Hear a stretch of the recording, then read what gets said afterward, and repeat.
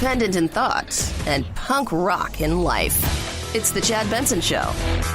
Mr. President, I will vote to confirm Judge Kavanaugh.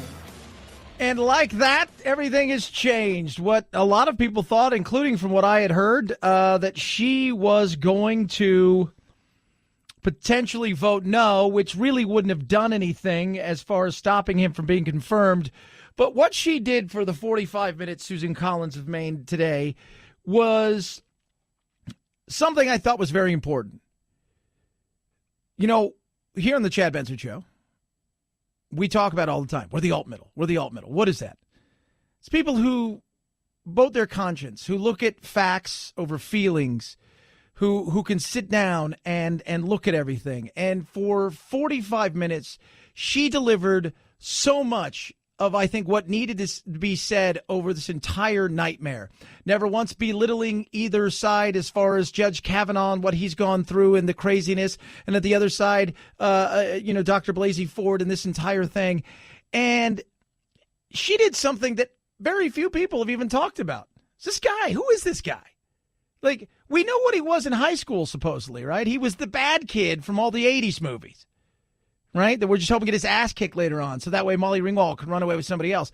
That's who he was portrayed as. And yet he's a judge that's beyond competent. And for all of you out there who are freaking out on the left, 97%, there's a number for you. He and Merrick Garland have agreed on 97% of the cases out there. She talked about that. And she talked about a lot of stuff that was not talked about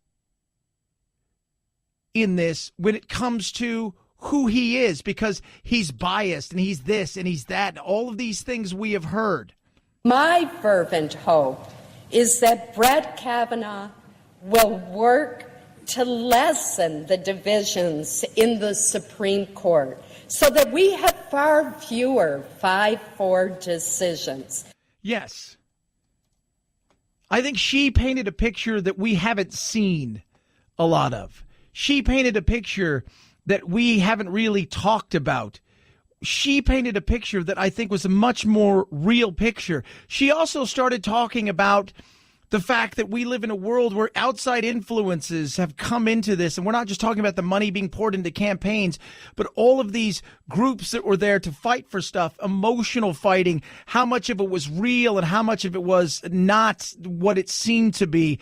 And she also talked about the world that we live in, which is innocent until proven guilty. And that's something that I think she talked about over and over again.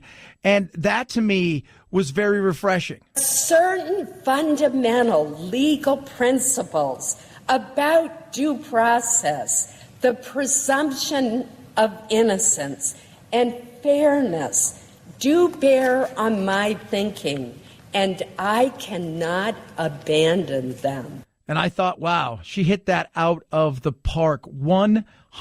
And she talked about the entire process because she voted this morning. And in cloture, what happens is you vote, and that way it essentially ends the debate on this, and that way we can have a full vote. And she said, I'm going to vote on this, but what I'm going to do is I'm going to vote on this, but I'm going to deliver at 3 p.m. Eastern time my final answer. And she did that. And a lot of people were waiting around. What is she going to do? What is she going to do? What is she going to do? Remember who she is. She is a Republican from Maine, a state that is becoming really purple, blue-ish. She walks a very different line than some other senators, just like Joe Manchin, who votes yes and said he's going to continue to vote yes, no matter how much people try to bully him, because that's what he feels this was. He said there's no corroborating evidence. I thought everything, the investigation was thorough. He's the one dissenting voice on the Democratic side, but he is a person who was in a state where he is a blue in a red state that was carried by 40 points by President Trump. He walks a different line. Many times he goes against the Democrats. But it was very interesting to listen to her talk about the entire situation and how it broke down with the evidence or the lack of evidence. The 4 witnesses she named could not corroborate any of the events of that evening gathering where she says the assault occurred. That was huge, right? That was absolutely huge. And I want everybody to understand this. This right here is about choice. That's what this is right now. This is about choice. What is going to happen? Are women going to lose their reproductive rights, their medical rights? I heard some people say this is what this was about, and she addressed that.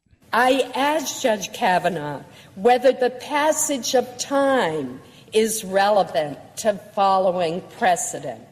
He said decisions become part of our legal framework with the passage of time, and that honoring precedent is essential to maintaining public confidence. He doesn't like to trim. He doesn't like to go into certain things and take things in and out. He looks at things in a different way. We never really heard much about it. I'm not a huge fan of the way he looks at the Fourth Amendment and things of that nature. There are some issues that I have, but you could say that about any judge, right? Nobody was going to be perfect. So it's very interesting to see the way that she approached it. Now, the other one they were looking at was Lisa Murkowski, and Lisa Murkowski spoke today, the Republican from Alaska. I believe he is a good man. It just may be that, in my view, he's not the right man for the court at this time. So she believed it was no. It was not. She was not going to do it. She decided to step away. Then you had, a lot of protesters out there hoping they could sway some people left or right. Let's get him. Jeff Flake, who brought this whole thing up a week ago. Remember this? He said, before we do this, we would like a week and an FBI investigation into these allegations. And I'm going to vote yes to move it, but we want a week. And that's what happened. It got out of committee, and then it went today. After this week, they've had a chance to review everything, and they asked him today, because he voted again yes, if you continued to vote yes on the big one, which is tomorrow. And do you plan to vote yes tomorrow? So, unless something big changed, I don't see what would. But anyway, I'm glad we had a better process. What did you think of a better process? There you go. So he's a yes, Collins a yes, Manchin's a yes. And now it looks like he is going to be the next justice. Now, what happens from here? There's a lot of things, right? First of all, people have been asking me all day, well, is this it? Yes, it's over. What happens if they would have tied? Pence would have broke it. So all of those things, that's all done now. We're moving forward. For all intents and purposes, unless something breaks overnight, he's going to be the next justice. It moves the court to the right. That's the reality of it. There's a lot of things that can happen. And we're going to break it down throughout the day. Some of the things that the left may try to do if they take control of the Senate in a certain way. Yes, they can impeach a judge, and it hasn't happened that much in recent memory. I think since '86, it's only happened about 5 times. And all of those, by the way, all of those judges that it's happened to have been found guilty of actual crimes themselves. So, and it's kind of left at the discretion of the Senate. So we'll talk about that. We're also going to talk today about, and I find this very interesting, how certain age groups look at this generation of Me Too and this movement here. Meaning there is a certain age group that I think looks at this, they're separated. You know, the Gen Xers up to, the baby boomers look at this Me Too in a much different way than a millennial generation. And that, to me, I find to be very interesting, especially as I go around and I talk to a lot, because we have lots of interns around here that are all younger. And I talk to, we have also women who are my age and a little bit older. And I've talked to them and I've talked to a lot of people online and listeners and everything. And it's very interesting to see how the approach and how certain groups feel about certain things. And it's really very interesting, striking, actually, and something I don't think is being talked about enough. 323-538-2423. At Chad Benson Show is your Twitter. Plus, this pot brownie story is absolutely hilarious. I think it's the best way to describe this pot brownie story. We're going to touch on that. And Elon Musk, is he kind of in a new movie? But kind of not really. Wait till you hear what a lot of people are saying about the new movie Venom and who the villain may actually be. 323-538-2423. At Chad Benson Show is your Twitter. Love hearing from you. Car Shield. I'm traveling a lot this weekend. Let me tell you about my travels this weekend. Travel tonight, driving. Jack and I, my son, we have a big weekend. in San Diego. I'm going to do my show actually from San Diego Monday, travel, then Monday night back here. I'll probably put 500, 600, 1,000 miles on because he and I drive all over the place. I go visit my family in L.A. and all kinds of things. Lots of driving. I don't worry about the what ifs with my car because I got CarShield, and CarShield's amazing. You can go to carshield.com, check out all of the programs, all of the things. They have extended vehicle warranty protection for them. It's incredible. So you go in there and you look at all the stuff that they have, and they have all these amazing things. It depends what kind of, what do you need? What are you worried about? They'll take care of you. They got you covered, even motorcycles. And if you're worried about, like, I got a modern car, Chad, that sounds for older cars. No, they'll take care of all the electrodes and the gadgets and all that stuff in your car. They make the entire process of cover repairs so easy. So here's what you get. Let's say you sign up today. You get 24/7 roadside assistance. You get a rental car for free if something happens to your car while it's in the shop being repaired. And the shop is the shop you choose. They get you paid. They get them paid absolutely directly. You don't have to worry about any of that stuff. So do what I did. Get extended vehicle protection. Call them now. 800-CAR-6100. 800-CAR-6100. When you do that, use my code Benson. That's going to save you 10% right there. Or go to carshield.com. That's carshield.com. Code Benson saves you 10%. A deductible may apply. At Chad Benson Show is your Twitter. ChadBenso. And it is the Chad Benson Show.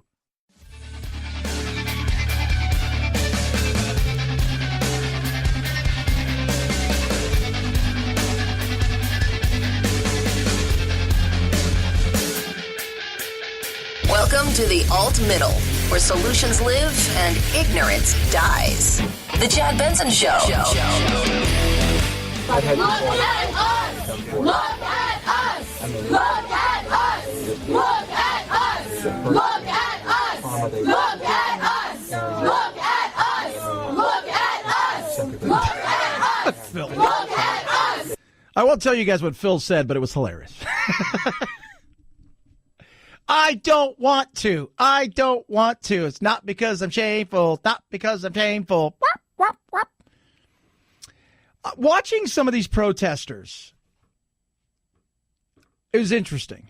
And, that was Manchin. And Joe Manchin's another one of those ones. Because these ones, Heidi Heitkamp is done. She's 12 points behind. She was never the thought process. If she was closer, I'll tell you right now, if it was a dead heat, she would have probably voted for him, but she's so far behind at this point in time. I don't know what she was doing. I think she's hoping that the Democrats throw in and help her out a little bit. But Manchin lives in a weird world where he's in West Virginia, a solid dead red state, where he's a Democrat.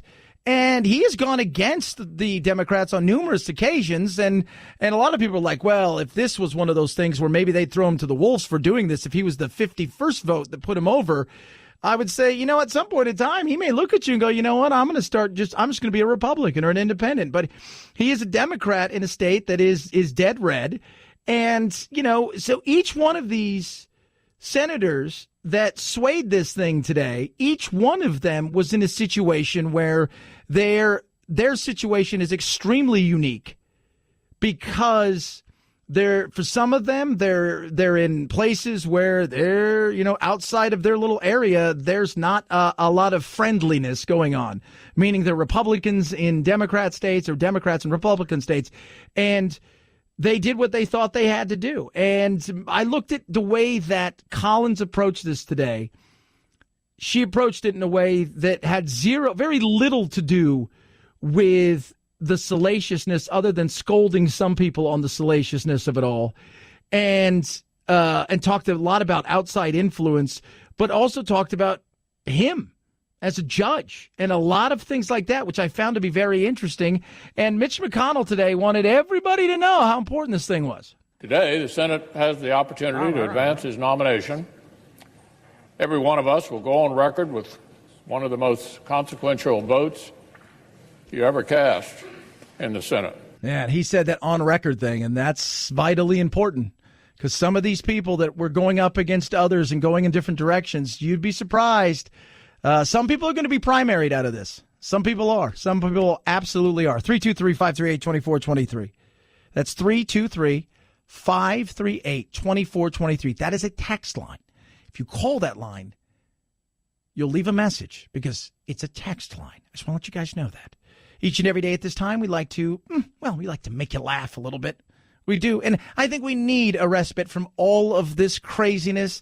That's why we give you the urban word of the day. It's time for the urban word of the day, fam. What? Right now? Time to get a little more hip on the streets. I can't understand a word you're saying.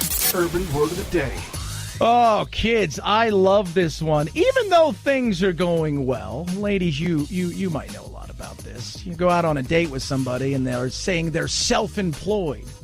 A lot of times what that means, especially in certain generations, is you're unemployed. You're just trying to survive and you're hustling and shucking and jiving. Yeah, I'm self-employed. I'm an entrepreneur. Oh, you don't have a job? That is correct. Self-employed, a.k.a. unemployed, is your urban word of the day. Thank you for saying that in dated urban slang so that I'll understand you. That there was the urban word of the day. We damn stretched your cranium. The unemployment rate's actually the lowest. It fell to the lowest rate we've seen since 1969. So I think that sort of confirms many of the other numbers we're seeing right now, and that is that the economy is actually really healthy at the moment. Yes.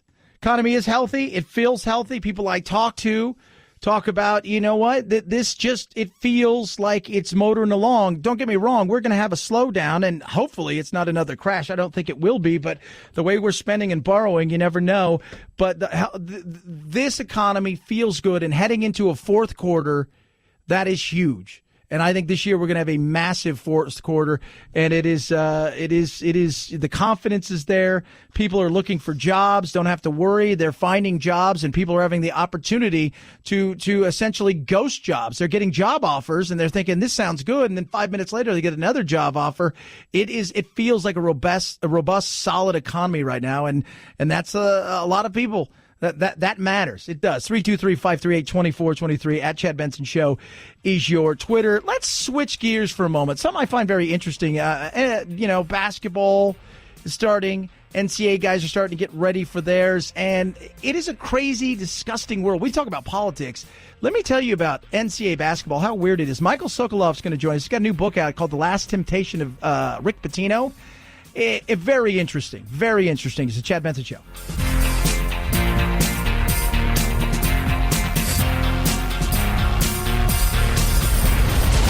The Chad Benson Show.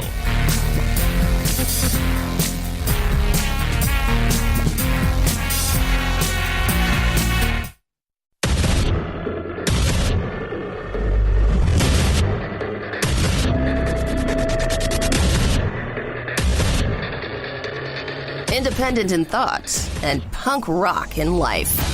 It's the Chad Benson Show.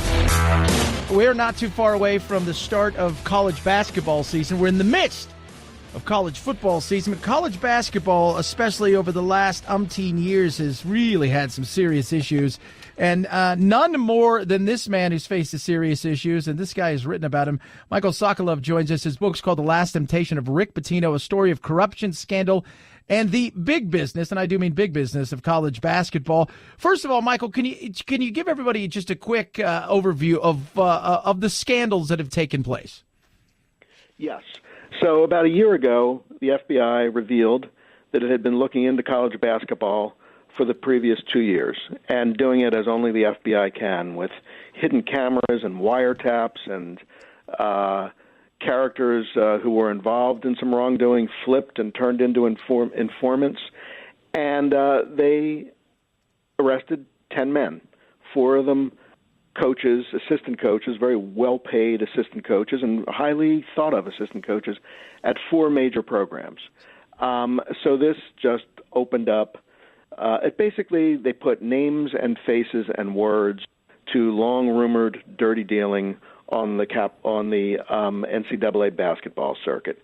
So fast forward a year from then, which is basically now, and right now in federal court in Lower Manhattan, the first of these defendants are being tried. 3 of them, 1 executive with Adidas, 1 consultant for Adidas, who was also a coach on the grassroots basketball circuit, the youth basketball circuit, and 1 what's called street agent or runner, one of these operators in the grassroots circuit, who was said to be involved in soliciting money for a player to attend the University of Louisville, and that is one of the central threads in this case, the recruitment of Brian Bowen Jr., who committed to Louisville and never quite made it there. I always tell everybody, as dirty as you think politics can be, and you know this better than anybody, Michael, college basketball and the recruitment of kids is so dirty, and it is so bizarre with AAU and the, Adidas and Nike and which camp you're involved in and all of this kind of stuff, and these really weird kind of ancillary characters that get involved with players, and it's just so, it's awful. It's a swamp. You're exactly right. It's an absolute swamp. And look, I still follow college basketball, and I like college basketball. I like the game. I like the sport. But I always chuckle at people who want to watch college sports because they think it's somehow more pure. I mean, professional sports is pure. You know what it is. You know what the players are getting paid. It's fair to the workforce. With some exceptions. I'm not sure I'd put the NFL in that category. But college sports at the highest level is just a swamp. And that's what the FBI uncovered. No one in college sports in the industry is shocked by anything that was uncovered. What was shocking was that it was the NCAA or it was the FBI rather than the NCAA who was the cop on the beat here. Yeah, absolutely. Talking to Michael Sokolove, his new book, The Last Temptation of Rick Pitino. And Rick Pitino is the one, right? I mean, you've got all these guys now, these coaches, even somebody who's, Krzyzewski, who you realize that you're a holding place. It's a one and done. We're going to get these kids in here. They're going to be superstar McDonald's All-Americans. And we get them here. We have maybe a good run to the Sweet 16, the Final Four, maybe a chance at a championship. And then I got to turn around and retool this program every single year. And that's where it gets weird. And Rick Pitino is one of the best at bringing him on in. Well, he was, although, one of the interesting things is that Pitino wasn't the best recruiter. He wasn't getting all the best players. To his credit, he achieved, Final Fours and national championships with guys who weren't lottery picks. He wasn't getting the players Coach K was getting or Calipari or Bill Self at Kansas. But he apparently wanted one of them here with Brian Bowen Jr. and didn't play the game quite cleverly enough. Talking about the game, and this is very interesting. And for those people out there, I mean, again, college sports, we look at it, we think, oh, it is pure. It's just kind of like the Olympics. The reality is there's so much money. There's billions and billions of dollars in it. And one of the places that billions of dollars comes from is the athletic side of it, the Nikes, the Adidas, the Under Armour, the And One. Because these kids, they go out, they recruit them at young ages. Who are you going to play for? Which AAU team? Are you going to the Nike camp? Are you going to the Adidas camp? It's vitally important. And in a lot of ways, they'll try to funnel you to certain schools that are, that have contracts. That's what happened here. I think a lot of fans think, well, they want to put shoes on kids in 8th grade because they think that, they might be this kid might be an NBA player and he's going to be a Nike endorser when he gets the NBA. That's a small part of the incentive. What they really want to do, what Adidas, Nike, and Under Armour largely want to do, is funnel kids to the schools they sponsor. And then they are human billboards. Within this amateur sport, they are human billboards for whichever apparel they're wearing. And that is one of the most cynical things. So Louisville just signed a $160 million contract with Adidas, and all these kids are wearing Adidas stuff. In the bookstore, by the way, you can barely find a book, after you get through all the Adidas gear, and that's true, at Ohio State with Nike or Under Armour at UCLA, where the former football coach said, now everybody's going to know we're big time because we got this huge contract from Under Armour. And I was like, really?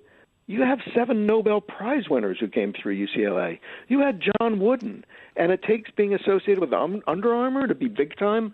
So everything is sort of turned upside down by the money and by the commercial partnerships with the shoe companies. Talking to Michael Sokolove and his new book, which is amazing, The Last Temptation of Rick Pitino, a story of corruption, scandal, and the big business of college basketball.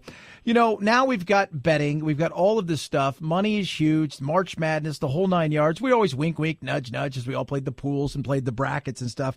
How do you think this is going to affect this moving forward? Because the NCAA is holding on for all they possibly can as far as their, hey, we're just amateurs, they're student athletes, they get a free college ride, but they see the monies that the coaches make, that the NCAA makes, and now you've got betting. And how is that going to play into this?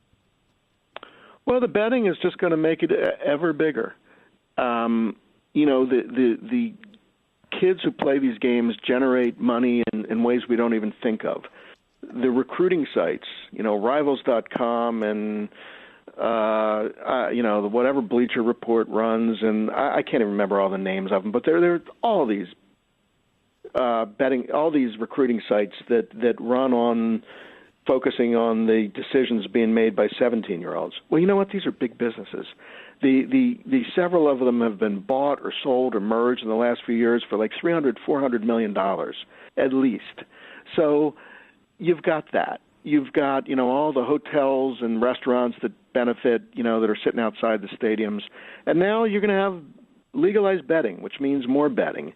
And that's off the sweat and the muscle of the kids who are playing the game. So it just will multiply the inequality that we have now. And it's really intolerable. You can't say after a while, we're giving you a $30,000 a year scholarship. Guess what? You're generating $45 million in annual revenue at the University of Louisville, which was the highest of any of the schools, but, tens of millions everywhere. Look, and that's the thing that's insane is how much money. And I don't look. I mean, like this past weekend, I watched Alabama destroy the Raging Cajuns of Louisiana Tech or whatever it was in football. They're going to get their $1 million check, and that'll pay for the rest of their football season. I understand that it's a business, and that's fine. I got zero problems with that. What I don't like is the disingenuous by the NCAA that's saying that, hey, this is not really business. It's all about amateur athletics. When you and I both know it's BS, and the reality is, the FBI had to look in this because the NCAA didn't want this stuff uncovered because they look like they have egg on their face because they're allowing this stuff to go on right under their nose. That is all absolutely right. I mean, it's all a smug sort of fantasy that these are amateurs. Although I will tell you that if you look at the FBI charging documents and the indictments, the FBI comes off as pretty naive because their whole case is sort of posited on that the FBI has uncovered this wrongdoing, and these characters who they have indicted were, violating the spirit of amateurism and letting these players be commercially exploited. And I'm thinking, well, okay, but the NCAA itself is a commercially exploitive organization that didn't take Christian Dawkins who's one of those charged or these Adidas characters to exploit them. They're signing up for that basically because that's the way the system is. The AAU thing has always interested me because you'll hear about these guys, and if those of you don't know, it is.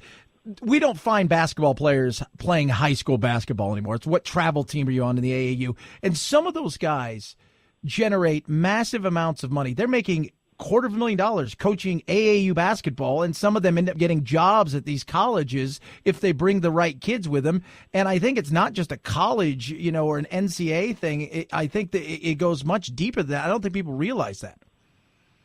Well, that's a big root of this problem. The grassroots circuit, which is funded by the shoe companies, and kids may play high school basketball, but the hunting ground, the recruiting ground, is the AAU circuit. And college coaches love it. First of all, they're getting money from the shoe companies, but it also means instead of, and this was Sonny Vaccaro's brilliance. Sonny Vaccaro was the man at Nike who brought Michael Jordan to Nike and pretty much designed this system. So what Sonny understood is college coaches don't like going to high school games and getting on a plane and going to Dubuque, Iowa, or wherever, and seeing some 6'8" prospect compete against a 5'10" kid who's covering him. So let's put together something where, number one, all the best players are playing against each other, and just as importantly, let's put it in Las Vegas and Orlando, and let's put it in places where these college coaches can come and stay in 5-star hotels and eat great dinners at night. So that's what you've got now. So part of the unwinding of this whole system, if you really wanted to do it, would be to send college coaches back to these small towns and high school gyms, and believe me, they don't want to do it.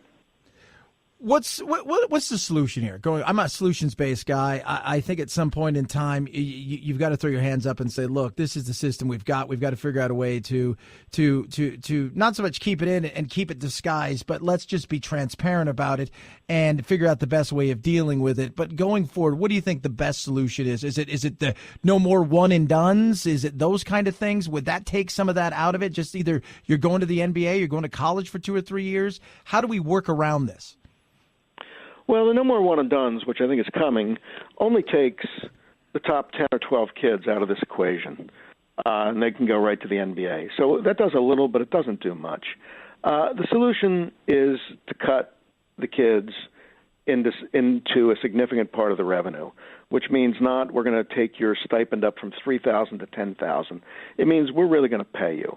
We're going to figure out a way to pay you, and there's some people in the NCAA who don't want to do that. I think there are some who do want to do it and legitimately can't figure out how, and I get that because there are Title IX problems. You know, they talk about revenue sports. You're really talking about profit sports, and that's men's basketball and college football. So can you pay them and not pay the women athletes? Is that right? Is it fair?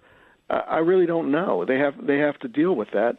And then if you start paying people, what if your quarterback, who you paid as a freshman and a sophomore, what if he starts throwing interceptions and somebody takes his job? You going to cut his pay? You're going to fire him? Are you going to pay your star point guard on the basketball team more than the scholarship kid who's like the 9th or 10th player on the team? These are all the things that you would have to deal with, and they're not easy. I think they're legitimately not easy, and I think as much as a lack of a will to cut kids in, there's a lack of a real understanding of how it might be done. But there's got to be a way to do it, and I think they have to do it. Absolutely. I think there's got to be something done sooner rather than later. The Last Temptation of Rick Pitino, the story of corruption scandal in the big business of college basketball. Michael Sokolove, appreciate you coming on today. And the book is a great read, and it's interesting, especially if you've got young kids out there who one day are looking to go into sports and maybe have a chance at a scholarship. You should know a lot of the perils that are out there. Appreciate that, man. Thank you. It was great to talk to you. Thank you. At Chad Benson Show is your Twitter, ChadBenson. This has always been my solution when it comes to something like this. Give them annuities. Give them a fund where the money goes in X amount of dollars and they invest it, and then they are able to get some of that money out later on down the road, whatever that is. Spread out somewhat as evenly as possible. Understand, and maybe 1 or 2 kids get a little something extra. Everybody, look, an 18-year-old understands who the best player in the world is, or the best player in your position is. I mean, we understand that, right? You know, that's sports is a meritocracy. We see this. You're the best person out there. You give us the best chance to win. You're the one who should get paid the most. We understand that. I've always understood that in sports. I think all kids do, and you need to cut them some slack when it comes to, well, it's not fair. That's a crap. But I think annuities and investments, I think that'd be very interesting to do something like that. 323-538-2423 at Chad Benson Show is your Twitter. It's the Chad Benson Show.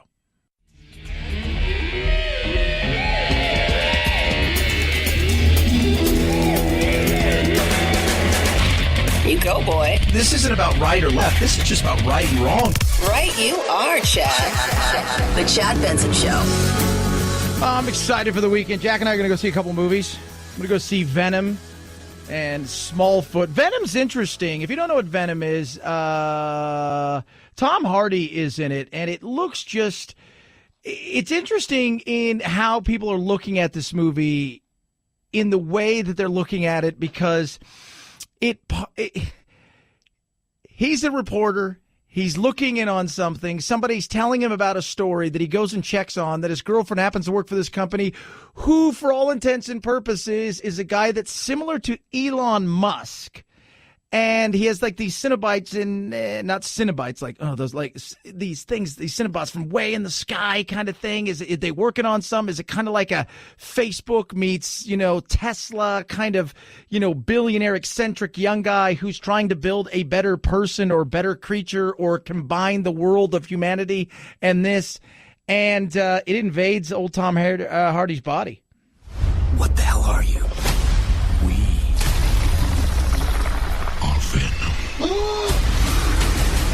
We all have our own problems, our own issues, our own... You have no idea how much you're scaring me right now. Eddie, cooperate. And you just might survive. Guys, you do not want to do this, trust me. But they're kind of making it look like it's the technology world versus the humanity world. It looks very interesting. At Chad Benson shows your Twitter, ChadBenson. AMAC's amazing. If you're over 50, what are you doing? It's free to join. They're going to advocate on your behalf on so many things. They're an incredible organization that not only gives you the benefits of being there for you and the way that you look at things politically, but also, yes, benefits. Oh, so many benefits. Join for free today. 40% off movie tickets, Disney World, Disneyland, and so much more. amac.us/Chad. amac.us/Chad. No credit card required, no tricks. Just go there. Check it out. amac.us/Chad. amac.us/Chad. Free 1-year membership for you. At Chad Benson shows your Twitter. ChadBenson. It's the Chad Benson Show.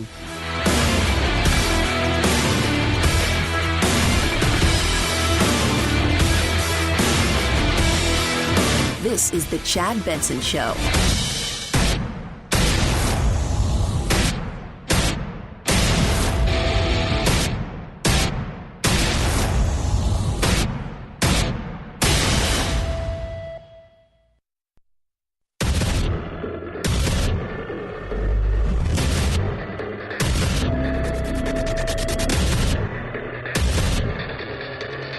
Independent in thoughts and punk rock in life. It's the Chad Benson Show. Oh, man, what a day, what a day. What more can you say? It has been up, it has been down, it has been a roller coaster, but it looks like for all intents and purposes, this thing has been put to bed. Today, they took a vote. Cloture vote. What's that mean? This is a vote that they take to essentially, in the debate on Kavanaugh, therefore advancing it to a final vote. How are people going to vote? That's the big thing. Last week at this time, Jeff Flake seemed to throw a wrench into everything, saying he was going to vote yes to advance it out of committee. In doing so, though, he asked that they have a 1-week reprise of voting at final. No final vote here. We want to just 1 week to step back. We're going to take a deep breath, and we want an FBI investigation. He got the FBI investigation. For all intents and purposes, he kept his word. He seemed to be satisfied with it when asked today if he was going to vote yes, because, again, he voted yes today, if he was going to vote yes tomorrow. And do you plan to vote yes tomorrow? So, unless something big changed, I don't see what would. But anyway, I'm glad we had a better process. What did you we think need of a better process. So, yes. He voted yes. Other side, Lisa Murkowski of Alaska, one of the ones that they were looking at, knowing Heidi Heitkamp had stepped away, the Democrat that a lot of people thought was going to, but she's done and dusted in her race. She's about 13 points behind. Heidi Heitkamp is gone. Lisa Murkowski, a Republican from Alaska. I believe he is a good man. It just may be that in my view, he's not the right man for the court at this time. That is a no from her. Joe Manchin, it was a yes from him. Susan Collins, it was a yes, but then the caveat was, it's a yes, but at 3 p.m. Eastern, I'm going to deliver a speech. Ooh. So people got excited. This is it. She's going to advance it so she could kill it. This is it. She's going to advance it so she could kill it. He has been an exemplary public servant, judge, teacher, coach, husband, and father. That's what she thought of him personally. Very interesting. What about Dr. Ford, because she met with him for 2 hours. She seemed to like him. She asked him some serious questions. She seemed to be a strong yes up until the point that all of this stuff came out. She talked about Dr. Ford. I found her testimony to be sincere, painful, and compelling. Oh, well, maybe she's going to say no. This is it, right? She's going to absolutely say no, which if it still stayed the same way, Pence would break it. What say her, though, when it comes to the entire thing with Ford? The 4 witnesses she named could not corroborate any of the events of that evening gathering where she says the assault occurred. Ooh, very interesting. Very interesting. Finally, after 45 minutes, which we're going to touch on some of the things she said, she finished with this. Mr. President, I will vote to confirm Judge Kavanaugh. What? 41-59. It is done. He, for all, barring anything huge tonight, right? Like they found out, oh no, he does have a dogfighting ring. It's over. He is going to be the next justice. So how did we get here? Well, it's been a roller coaster of a ride, right? And a full roller coaster of a ride, from a fight that you knew was going to happen. And a fight, by the way, that had, for some, it was about sexual assault and what has happened. But for a lot, for some, it was patriarchy. For some, it was white men. But for a good majority of people, it is about one thing, and that is choice. It is about choice. And Susan Collins addressed that. I asked Judge Kavanaugh whether the passage of time is relevant to following precedent. He said decisions become part of our legal framework with the passage of time, and that honoring precedent is essential to maintaining public confidence. And that was about Roe v. Wade she was talking about. I'm not saying that there aren't going to be states that challenge this, because I absolutely do believe that. But as far as it going away federally, as far as nationwide, they're being no, that's not going to happen. But what she did do was something very interesting. She started out by attacking, if you will, the outside influences that have come into D.C. to put pressure on all of these people, changing, essentially coming in there and charging hard and trying to change minds based on bullying.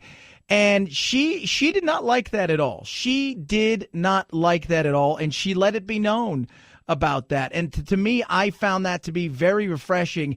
And she also worried, and she wanted the people out there who were out there protesting to understand something, that we live in a country where we have due process, where we have innocent until proven guilty. And she's worried about the way that this mob mentality acted. Certain fundamental legal principles about due process, the presumption of innocence and fairness, do bear on my thinking, and I cannot abandon them. In fact, I would go so far to think that the way that this thing went down politically, the way that the pressure and this thing got out there, and a lot of this played a lot into what she did. It really, really did. I think her looking at this, thinking we can't have this kind of stuff. We can't have this right here. And it was right before it started.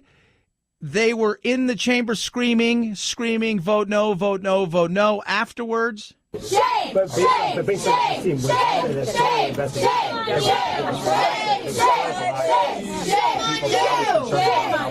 shame. By the way, I don't know if you guys have seen the picture, and I'll have producer Anthony try to find it, of Lindsey Graham with the protesters screaming behind him. He's like taking a selfie with a smile on his face. It is just like, oh, goodness. Chad, you shouldn't be. This is wrong. No, this is politics. Politics was ugly, and I'm going to tell you guys this right now. I don't know if either side acquitted themselves very well this entire thing.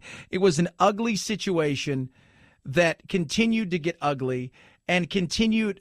This was not something like one of those things like, this is not my best moment. This is one of those things where this was not a great moment. It wasn't. It was not a great moment at all for either side. And it was, to me, I'm not happy about the way a lot of this stuff has went down. And she talked about Dr. Ford, and she said what a lot of us have said. People I know that are if you will, dead red, hardcore conservatives said, I think something happened to that lady. I just don't think it was the lady that it was him that he did this. And it really got ugly. And the fact is, they talked a lot about this today, that the mob rule, how this is happening, what is this about? How much of this is about him? Or is it the resist movement? It is all of these things. And it's been very on display the last couple of days. And at times I've talked to several people, and I'm sure some of you guys have out there too. I'm all for protesting. I got no problem with it. But sometimes I think you get to the point where you go over a line of hysteria that you allowed yourself to be pushed over, where you start to lose a lot of people out there that were like, I'm fine with the protesting, but I'm starting to feel like this you've lost the plot here. What left-wing groups and their Democratic allies have done to Judge Kavanaugh isn't nothing short of monstrous. Grassley there. And I think at times it has been ugly and it has been wrong. And I think what happened to Blasey Ford has been ridiculous. I think this entire situation and how it got out and the whole thing that has happened here, it's ugly. And this is not one of those things we look back and go, yeah, that was a proud moment for us. It's not. This makes the Clarence Thomas hearings look like nothing. And this is an ugly, ugly, ugly situation. And I look at this and think, man, we have a lot of healing to do, and we better start figuring out how we're going to do this. Remember, our founding fathers were worried about what? They weren't worried about foreign adversaries coming and attacking us and tearing us apart. They were worried about us destroying ourselves from within. Not that I think we're there yet, but I do believe we're on a path that's not good for us, and that we need to start figuring out how we find some common ground and start coming together and discussing stuff in a mature manner that really a lot of these conversations deserve, but we don't give it anymore because we allow this mob mentality and the screaming and shouting and name calling rather than facts. And and we're losing the passion fight too, because I think a lot of people out there have passion and they allow their passion to go from passion to hysteria, and that doesn't help it either. 323-538-2423 at Chad Benson Show is your Twitter. You can tweet at us. A lot of stuff still to get to. We're going to talk at the bottom of the hour to Mark Hamrick, Bankrate.com. We're going to talk about the economy, where the economy is going, how the economy is moving, and are we going to see nice, because the numbers are out today. Trump, you may hate him, but 2 people on the Supreme Court tilting the court in one direction. On top of that, 3.7. When it comes to our unemployment, we haven't seen this since the Beatles were together. What? Since the Rolling Stones and Keith Richards were still alive? Oh, wait. Yeah, that's right. He's still here. But I'm just saying, it's been a while, man. It's been a minute. And that's incredible. 323-538-2423 at Chad Benson Show is your Twitter. Hey, you out there. Yeah, I'm talking to you. So you got a job, right? There's a job you've got. You're trying to figure it all out. The economy's good. And you're fighting for good employees. And the more I talk to people, the more I hear them say that the toughest thing to do right now in growth isn't finding customers, it's finding employees. Well, go to ZipRecruiter.com/Benson. I'm going to tell you why. You're going to be able to post your job for free. But so you go there and you post your job. It goes to 100 of the web's leading job sites. From there, they go out and fish for the best candidates, meaning they're looking for people out there that are qualified for the job that you have. They're looking for keywords. They're matching everything up. They're going to invite them to apply for your job. Then they're going to scan the ones that do, and they're going to point out and highlight the best of the best of the best. And then it's up to you. In fact, 80% of people who post a job on ZipRecruiter get a quality candidate through the site within the first day. Highest rated hiring site in America is ZipRecruiter. Boom. What do you think of those apples? Post your job for free. For free. Think about it. You can post it today, and by Monday, you can be interviewing and hiring people. That's amazing. ZipRecruiter.com/Benson. ZipRecruiter.com/BENSON. ZipRecruiter.com/Benson. ZipRecruiter, the smartest way to hire. At Chad Benson Show is your Twitter. ChadBenson. It's the Chad Benson Show.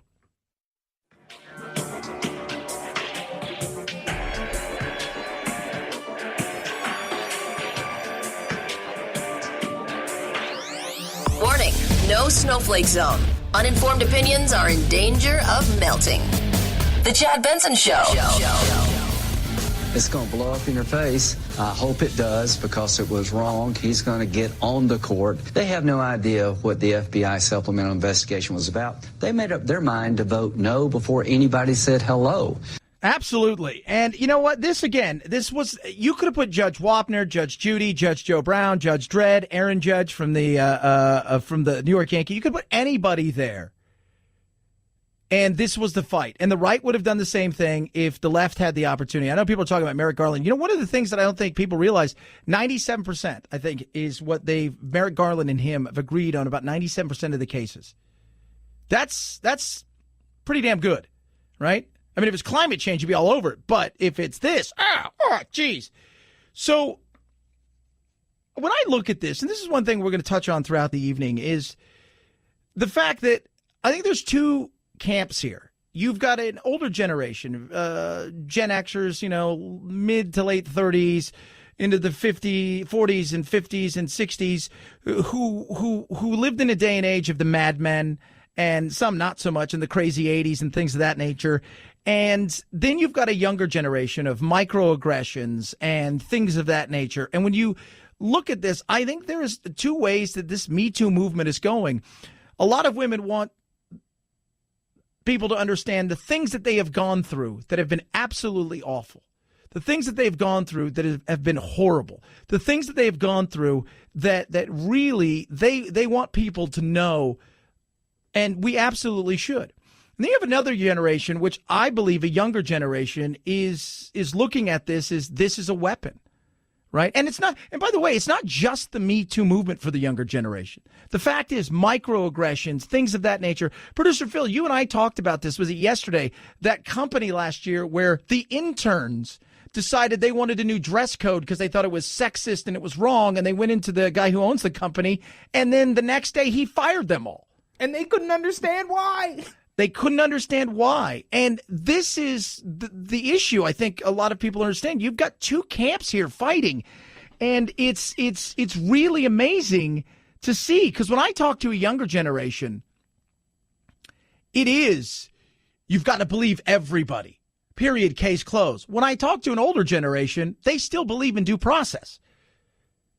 They can believe what she's saying, but they also want facts. The younger generation just believes what she's saying or what somebody, and they don't even care about facts. You're guilty, and even if you're proven innocent, we're never going to change our mind about your guilt.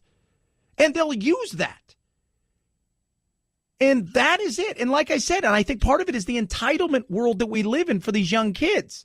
All of us in some way, shape, or form, we had a little bit of entitlement. The difference is we've raised an entire generation with you're the best, you're the greatest, you're all of this. We've had lawnmower parents who mow down everything in their path. We've got people who've told their kids are the greatest things in the history of the world. Everybody gets a trophy. My generation, our little entitlement, we knew we all didn't get a trophy, right? Gen X, we knew that, right? Mom and dad might have thought you were great, but they always reminded you that the world may not think you're great. It's different here. Your microaggressions and all of these stuff. And I think there is a big gap between how an older generation who has gone through stuff and a younger generation where even looking at somebody is considered sexual assault. It's going to be interesting to see how this plays out. It really, really is. 323-538-2423 at Chad Benson Show is your Twitter. We've got a hilarious story about cheerleaders, speaking of young kids and brownies. We'll talk about that. But first, let's look at the economy. Mark Hamrick, bankrate.com, joins us. We're going to talk about the economy and how well it's doing, if it's doing well, and who gets credit for that. It's the Chad Benson Show.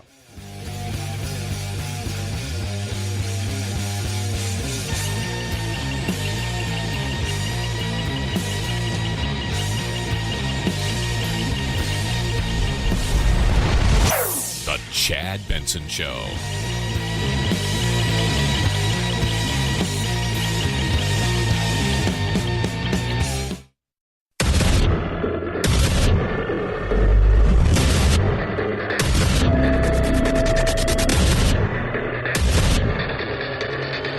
independent in thoughts, and punk rock in life. It's the Chad Benson Show. For all of the stuff that's happening out there in the world with Kavanaugh, you still have to go to work on Monday, regardless of what happens this weekend. And the good news is you're heading back to work on Monday in an economy that seems to be still somewhat white hot. Joining us now from MakeRate.com is Mark Hamrick. And September numbers, and you look at we're at 1969, the last time we were here, Mark, at this kind of level. This is insane, right?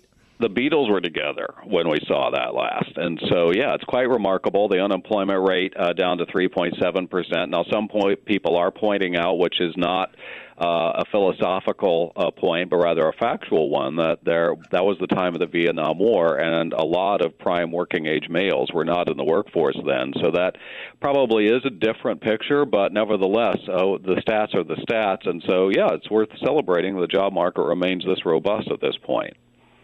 Which is crazy. So let's talk about the jobs. Now, so we're at 3.7%. And I always look at this like, what do you think the real job numbers are? Because, when they say they're at 5, I usually say it's more like 7 or 8% because we have that wacky thing where if you're not looking for a job and you're no longer getting unemployment, you don't count. What do you think the real numbers are? Well, real is, varies from different people's point of view. I mean, they're all real in the sense that they have definitions, and the definitions apply to, metrics. There is another number the Labor Department captures, which basically takes into effect some of that which you're referring to, and that number actually rose a bit here to 7.5%. But wherever those numbers are, and we know there are a lot of people who have given up looking for work, and there are people who basically don't qualify for work either because of their health situation. Some of that is opioid addiction, but also the fact that they've been out of the labor force for a long time and their skills aren't as relevant as they used to be. We still have to measure the other part, too, and I'm the first one to say, well, there's probably other people raising their hands, too, but, I grew up in the Midwest. And the town where I hail from in Kansas has the highest unemployment rate in the state and the highest rate of opioid mortality. My mom and dad were from West Virginia. We know what the story is there. And my wife is from upstate New York, Niagara Falls, New York, which looks like, a bomb hit it. So there are plenty of areas of the country that are not faring well. But still, there are other areas like where I sit here in the middle of Washington, D.C., and other large cities across the country, particularly those on either coast, that are doing remarkably well. So all these things fit together, but they aren't elegantly fitting together, that's for sure. Talking to Mark Hamrick from MakeRate.com. Let's look at these numbers. Who did well, and where do you see these job numbers heading as we head into the fourth quarter and spending and all of this stuff? Because this is going to be vitally important as we head there, because a lot of people look at this fourth quarter as maybe the most important because we have Christmas and shopping and spending. Well, we think we'll end the year on a high note to the extent that now it looks like growth for all of 2018 will be 3%, and that's breaking above the long-term trend, which has been more along the lines of 1.8 to 2. So that's one thing. Whether we can get past 2020 when the benefits of the tax cut basically go away and still have a higher growth rate, that is something we'll only know then. But in terms of ending the year, I think there's every reason to believe that we're going to continue in this same fashion. The job market continues to add about 200,000 jobs a month. We only need to add 100,000 to absorb the growth in the population, and so every time we get essentially twice that, we're continuing to winnow away at the remaining so-called slack in the workforce. So I think there's every reason to be optimistic about basically the short and intermediate terms. So I look at this and I look at all of this across the board, and I say to myself, this looks good. This looks strong. And then we get to the political side of things, and I want you to listen to what Don Lemon said the other night. Team Trump should tread very carefully here, because when it comes to the economy, Trump got a lot of help. He inherited a growing economy, inherited it from his predecessor. Jobs are being created at roughly the same average rate as under President Obama. Wages are growing at about the same rate they did under President Obama. the left is never going to give Trump credit. And when I was listening to this, the first thing that came to my mind is Michael Jordan had other coaches before Phil Jackson, as did Kobe and Shaq, but they never won any championships till he showed up. Trump, the left is never going to give him credit, but the reality is, when is it going to be his economy? And has he helped the economy? Because I think he absolutely has helped the economy, not only from a point of how I think he's taken some of the shackles off and let it grow, but I've also think he's helped the economy on the confidence level, which rarely gets talked about. Well, obviously a lot there, very complicated, and I'm generally hesitant to try to get involved with playing well with either side when it comes to tribal politics, because I have very little patience for it. But having said that, to try to answer the question, the buck stops here at on Pennsylvania Avenue, and so it is Trump's economy now, and it will be for as long as he's in office. And the same holds true for when President Obama was in office. Sure, the current president certainly had a gift that he did not come into office when Barack Obama came into office, when you were losing 700,000 jobs a month. We were all working then and knew the horror of that. And the fact that we were able to piece all that together, at least as well as was the case, in some ways is a miracle, because the economy nearly completely fell off a cliff back then. But the president did one thing, I think, which has been key to energizing growth, and that was to advocate for the tax cut. Some people think that the personal income tax cut was, number one, not equitable with respect to benefiting all aspects of the population. In other words, it favored the wealthy. And people like Jamie Dimon, the CEO of J.P. Morgan Chase for these past 14 years, among others, would say that he did not himself need a tax cut. But I think there's broad agreement that the piece that has to do with empowering business to do better on the world stage did need work. And so I think the president and his Republican counterparts on Capitol Hill deserve the credit to the extent that they did advocate for a broad bit of tax relief, which is helping the economy probably for the next couple of years. So I don't think there's any getting away from that. Talking to Mark Hamrick, bankrate.com, as we discuss the economy, and because that's the one thing I was trying to tell everybody. We all share in the economy. I don't care what you say, you're right, left, he's not my president, he is my president, tribal politics, all this stuff. We all share in the economy. We buy things, we sell things, we work, we have homes, we've got things we've got to take care of. Right now, the market itself the job market is good. You're seeing more and more people who feel confident enough to quit their jobs. And I always like when people say, well, the growth rate for jobs as far as money isn't what it was. In a lot of ways, I tell everybody, because very rarely do you get a raise at your work. A lot of times what you do is you jump across the street because they're willing to give you a raise that your company's not going to match. So there's a lot of that I don't think gets added in. When you look at this marketplace, you look at the job place. If you're somebody right now, is this a great time for entrepreneurs? Is it a great time to jump jobs? Is this a place where you feel like now is the time to strike? Well, I think, first of all, if you're operating in the United States of America, and again, an apolitical comment, it's a nationalistic comment, as it turns out. If you're operating in the USA, you have the opportunity to do something that no one else in the world can do, because we have the widest, deepest capital markets. We have the greatest innovation in all of the planet, and that's why, we continue to create companies that do things that really don't exist anywhere else. So all large businesses used to be small businesses. We know the legends about Steve Jobs and Jeff Bezos beginning in their garages. So they were small businesses to begin. There are some measures out there that suggest, and they're a little controversial, but there are some measures out there that suggest that small business isn't growing as well as it used to. And I'll just sort of leave that there for the moment. And there are some who are sharply critical of the growth of the likes of Facebook, Google, Amazon, the list goes on, saying essentially they are crippling tech entrepreneurism by essentially doing what Facebook Facebook did by essentially buying Instagram, and then seems to be in the process of killing Snapchat. So those are all inevitably questions that have as much to do with regulation as anything else. But to the broader point, I think it's all right now is a superb time to be looking for work, to be starting a business. And, people always have challenges no matter what the point in our history they happen to be doing that. People succeeded by building businesses in the midst of the Depression, for goodness sakes. And the same could be said of in 2007, 2008, 2009. So if somebody has the vision, has a great idea, and is willing to work hard, the United States is as great a place to do that as anywhere, I think. Amen. I love having you on, my man. We'll do it again next month. Mark Hamrick, the man with the golden voice from Bankrate.com. Have yourself a good weekend. We'll talk to you soon. You're very kind, Chad. Thanks so much. Always a pleasure to be on with you. Thank you. Much.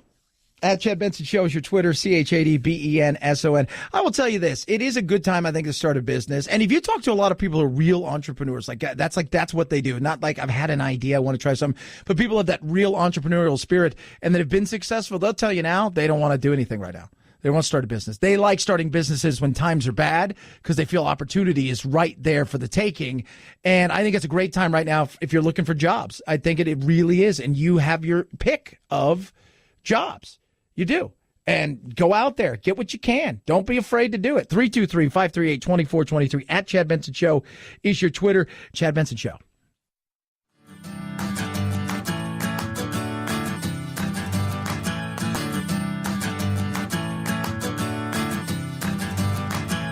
Running with scissors sounds great compared to this. Say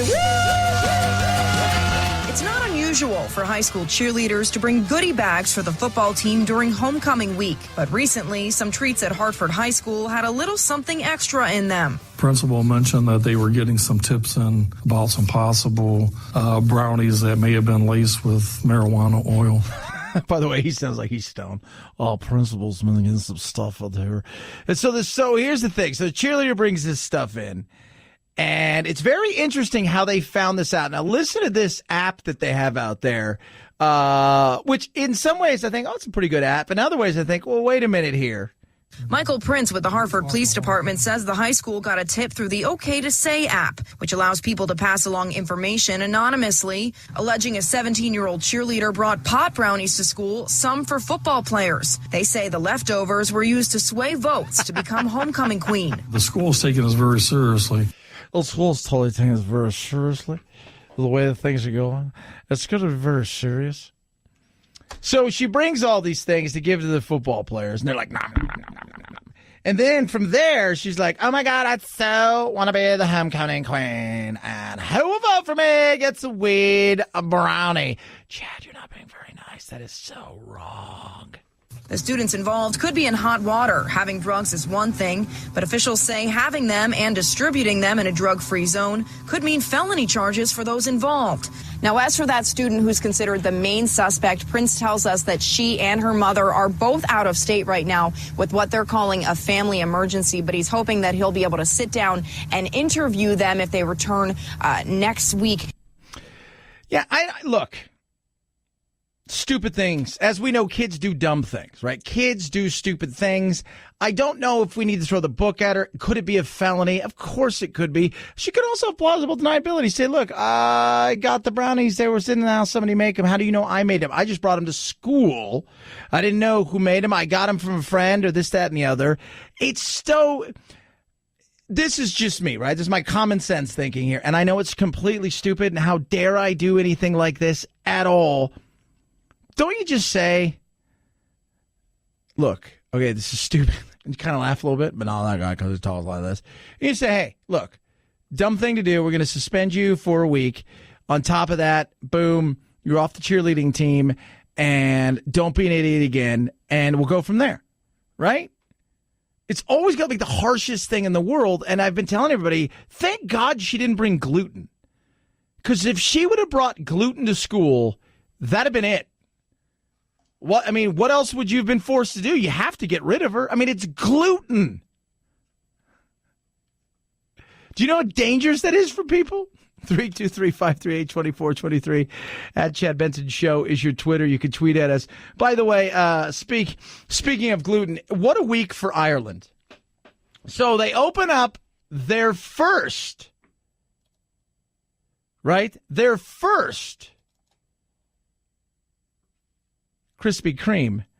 And then this weekend, oh, Lordy, in Las Vegas, it's McGregor, it's Khabib. What? I did not plan this. I tried to get here. You know yourself, I'm only a couple of minutes. I'm only minutes late for sake. The man backwards, he should have just stayed put. Or whatever, that's a sign. He doesn't want to be around me. He doesn't want to be around these people. He is petrified. And that's it. He said nothing in New York, and I guarantee he was saying while I wasn't here. So that's the truth of it. So, hey, it is what it is. And those things you hear where they fade out, it's because, well, as we know, he's a colorful character.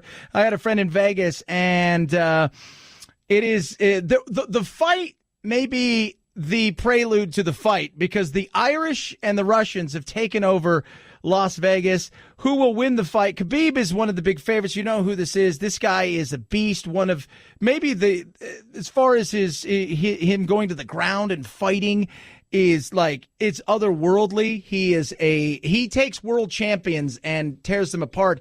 I think he's 26 or 27-0. He's telling everybody he wants to win this, knock out the Golden Boy, finish off the Golden Boy, and then he wants to retire. No, I don't think about him. You know, I have a schedule. 3 p.m. press conference has to begin because I have schedule. I have to make weight. I have to worry about myself. Why I have to think about him? He come or not? If somebody late, this is not my problem.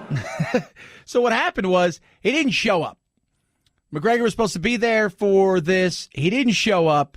And it is just, and of course, McGregor's just being McGregor. It's another day, setting the bar high and knocking it out of the park. I plan on knocking that man's nose straight into the nosebleeds. That's what's going to happen on Saturday night. That's what's going to happen on Saturday night. That is what's going to happen.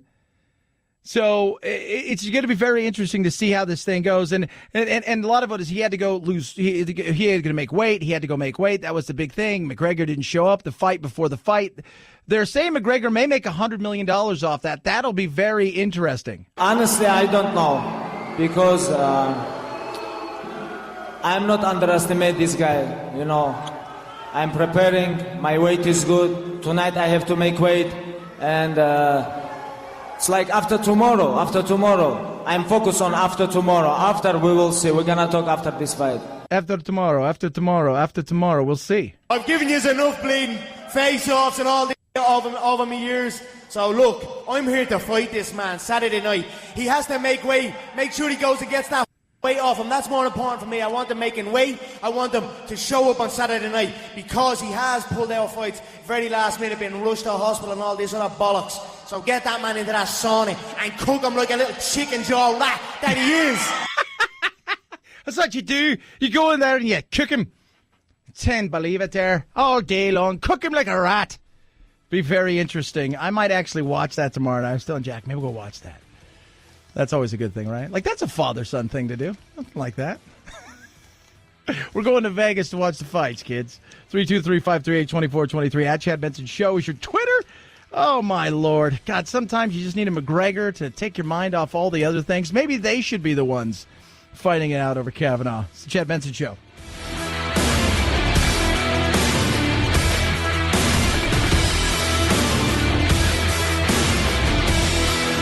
This is the Chad Benson Show.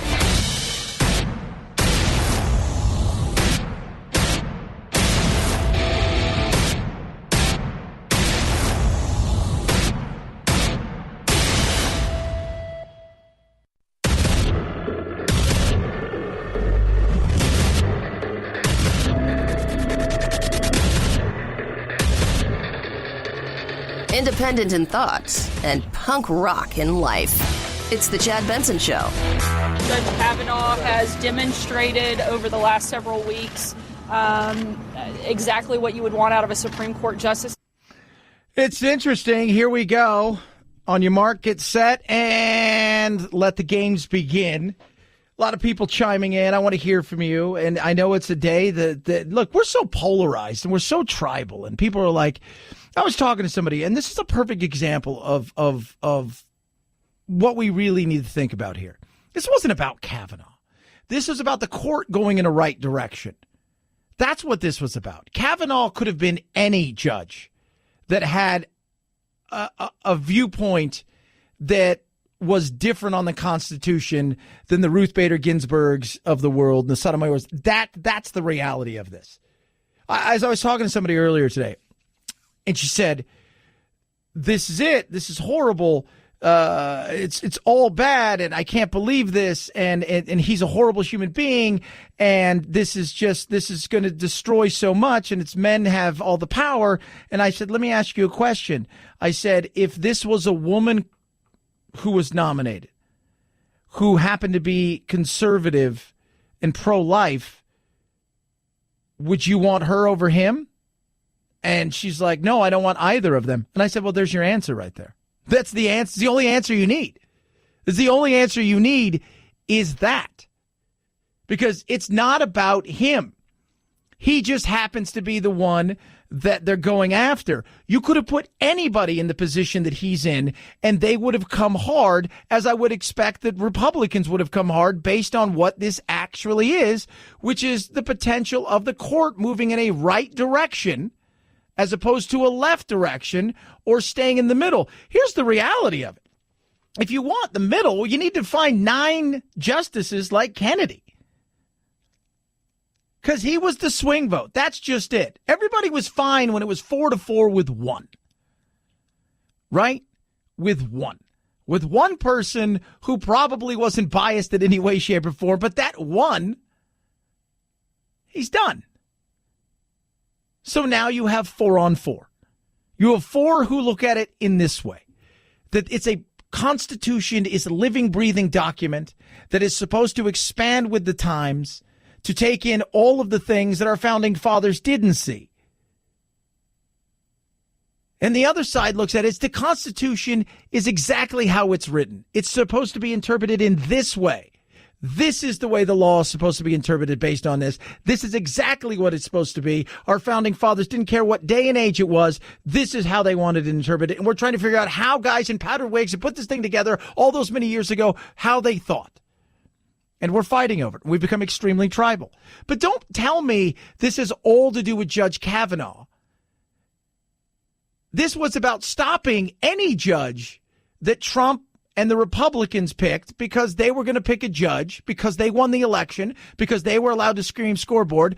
They were allowed to pick any judge that was going to look at it in the way that they want the Constitution interpreted.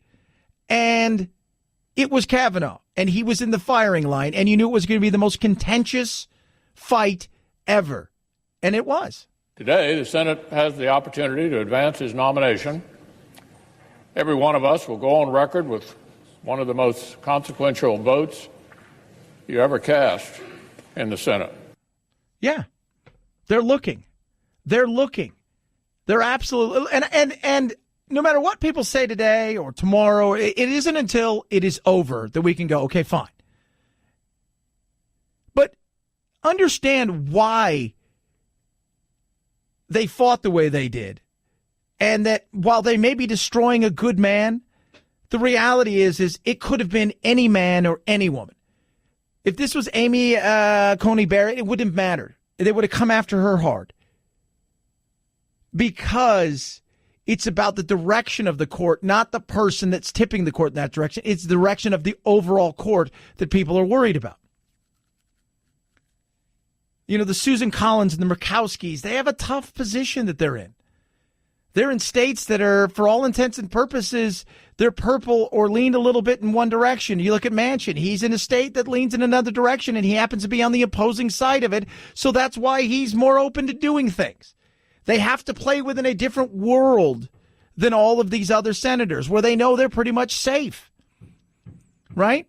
And so you can go to Susan Collins and you can go to Lisa Murkowski and you can say, look, we got enough to do this because Pence will break the tie. Vote your conscience. Vote the way you think it is.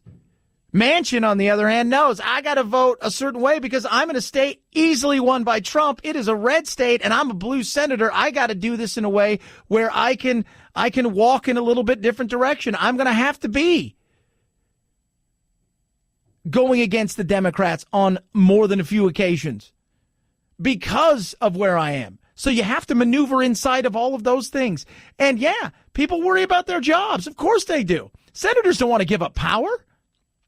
They don't. The reality is some of these people are going to be primaried because of this vote. Some of them are going to be primaried. Absolutely. It's interesting. This was an ugly situation that would have happened no matter who it was. It just happened to be that they found a perfect storm. A Me Too movement, a person who had a he said, she said moment that they're still debating about and will continue to do over and over and over again. You put that all together, it was a perfect storm. Amy Coney Barrett, whoever else it would have been, they would have found something, as I would expect the right side of the aisle to do in a situation like this, because they understand the gravity of what potentially could be happening here. But the perfect storm came in, and this is it. Now the fight is going to continue to go on and on and on and on. I do not see how it's possible for my colleagues to say with perfect confidence that Judge Kavanaugh has the temperament, independence, and credibility to serve on the United States Supreme Court. You knew exactly what it was going to be. The playbook on both sides was going to be exactly what you thought it was going to be. It was going to be contentious. It was going to be, this is it, right? Like, it doesn't get any better. This is it. This right here is it. Like, this is what it is. And, you know, when Mitch McConnell came out and said, your vote right here, this vote is the biggest vote you're going to have. Because for a lot of them, their votes are largely, nobody cares. You don't pay any attention.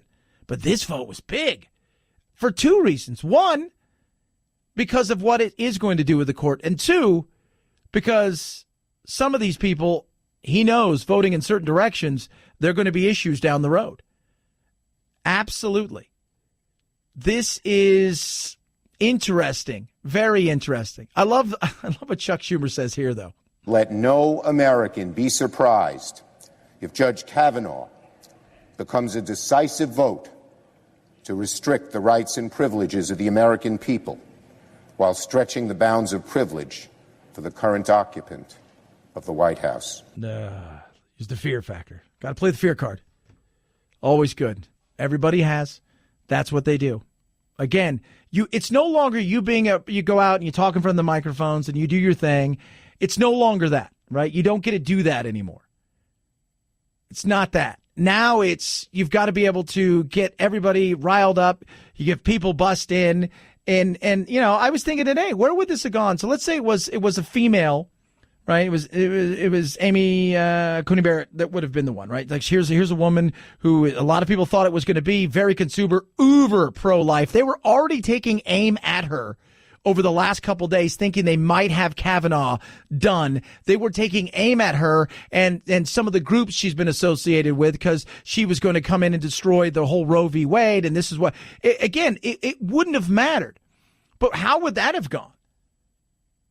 Like, these are the things that, you know, just understand this for what it is. It was politics. And now what you're seeing is you're going to see it for days and days and days and days. You're going to see a lot of people protesting, but eventually it's going to slow down and life will return back to normal. You still have to go to work on Monday. Don't care what side of the aisle you're on. You're not going to trophy if you're a supporter of Kavanaugh, and nobody's taking anything away from you if you're not a supporter. Right? It's not like you can't cut a job on Monday. And by the way, you have to be pregnant and you have to come back in the house and you're not allowed to go outside or any of those things. It is just ugly the way that things have gone. What left-wing groups and their Democratic allies have done to Judge Kavanaugh isn't nothing short of monstrous. It's been ugly. It has. It's been ugly. And both sides have been, I think, the way that this thing has happened and the way this thing has gone down, this has not been a shining moment in our history of politics, right? I mean, you look back and I look back at those Clarence Thomas hearings and, the whole thing with the pubic hair and the Coke can and all of that stuff. And you look back and it was, I think this is just, ugh. You got to go home at night and just wash this off you and just breathe. It's ugly. 323-538-2423 at Chad Benson Show is your Twitter. You can tweet at us. Love hearing from you. A lot of stuff still to get to. More on this and the what if scenario for a lot of different directions before people give up hope. What might the Democrats do if something changes in a few weeks' time during the election? 323-538-2423 at Chad Benson Show is your Twitter. You can tweet at us. Dollar Shave Club. This is what I used today. Body wash, shampoo, conditioner, toothpaste, toothbrush, razor, hair care products. And guess what store I had to go to get those at? None. They came to me. Wouldn't you like that? Best stuff around, too, by the way. Absolutely amazing stuff. They got everything you need to look, smell, and feel fantastic. Right now, $5, Daily Essential Starter Set. They got several of them to choose from. You choose one. They ship it to you for $5, free shipping. After that, stuff ships at normal price, but it's so inexpensive. And for the kind of ingredients, you ever know when you have shampoo that's real, you're like, that's real. Or when you have gel or whatever, you're like, that's not cheap. That's what you get. Top shelf ingredients, not going to break your budget. You don't have to go anywhere. That's what I love about it. What are you waiting for? Join today. $5. Check out their video, dollarshaveclub.com. They got some new videos. They're hilarious. Really, really funny. Check those out. $5, free shipping. dollarshaveclub.com/Chad. dollarshaveclub.com/Chad. dollarshaveclub.com/Chad. At Chad Benson Show is your Twitter. ChadBenson. It's the Chad Benson Show.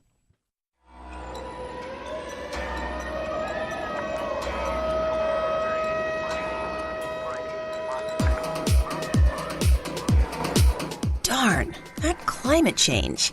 Batten down the hatches.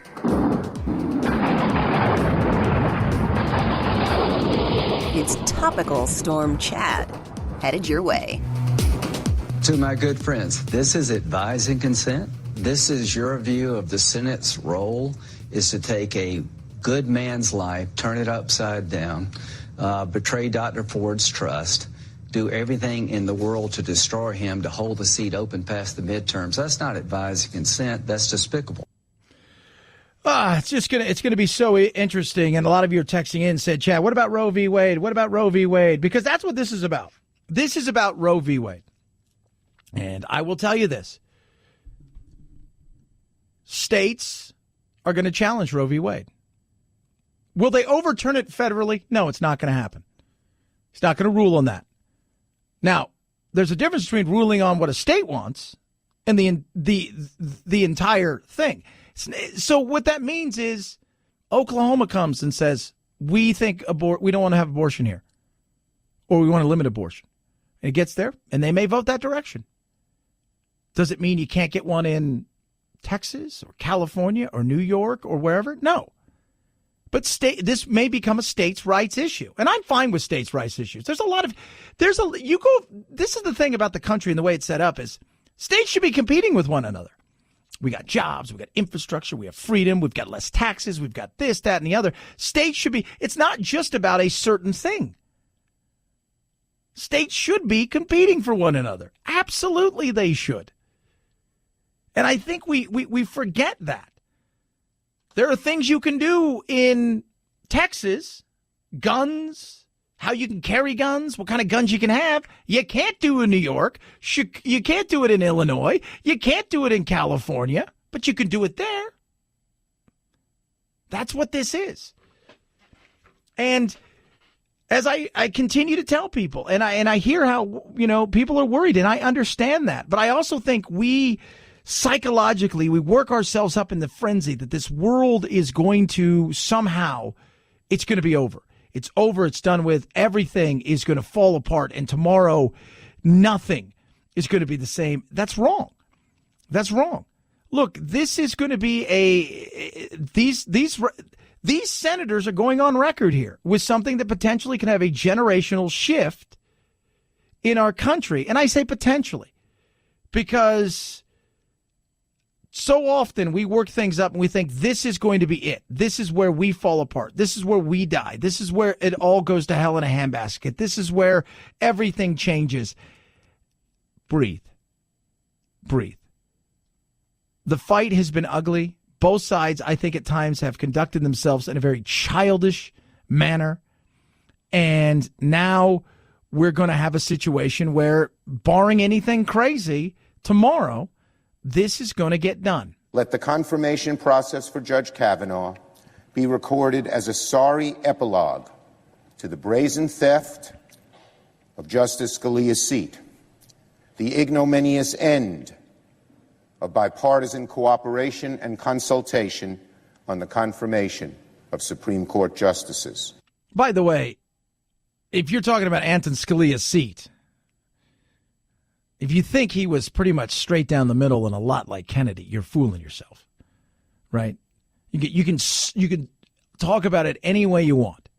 You can talk about it any way you want, but let's just be real here. But this was about politics.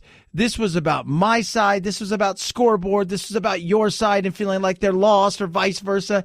That's what this became. And I tell you this over and over again. It wouldn't have mattered who was going to get that seat, right or left. The either side was going to fight and fight and fight and do all they can. They weren't interested in your capabilities of doing the job. They were interested is there something I can find dirt-wise on you that will stop you? That's what they were interested in. 323-538-2423 at Chad Benson Show is your Twitter. Talk a little movies.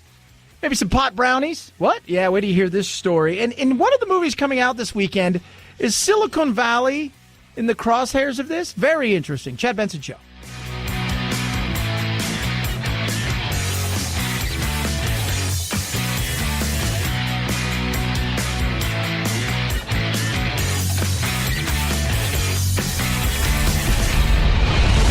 The Chad Benson Show.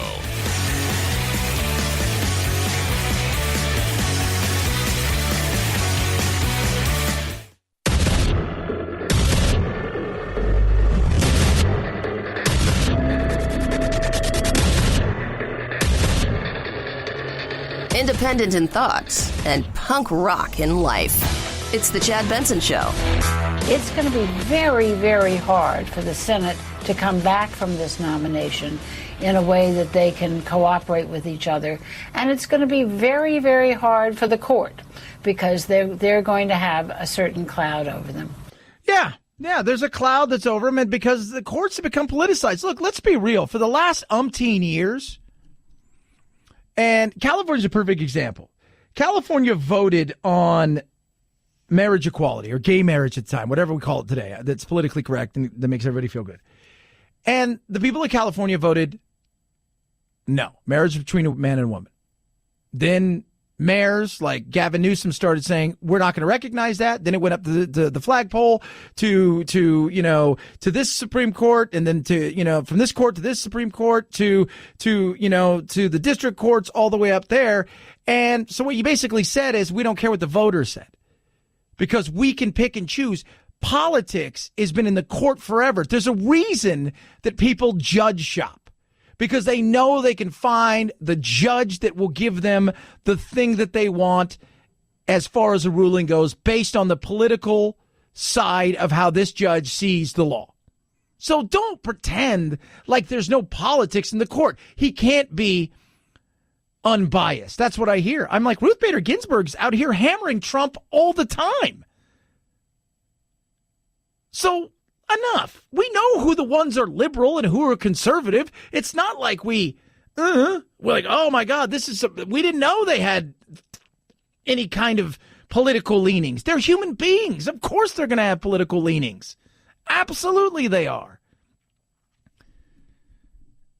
It is what it is.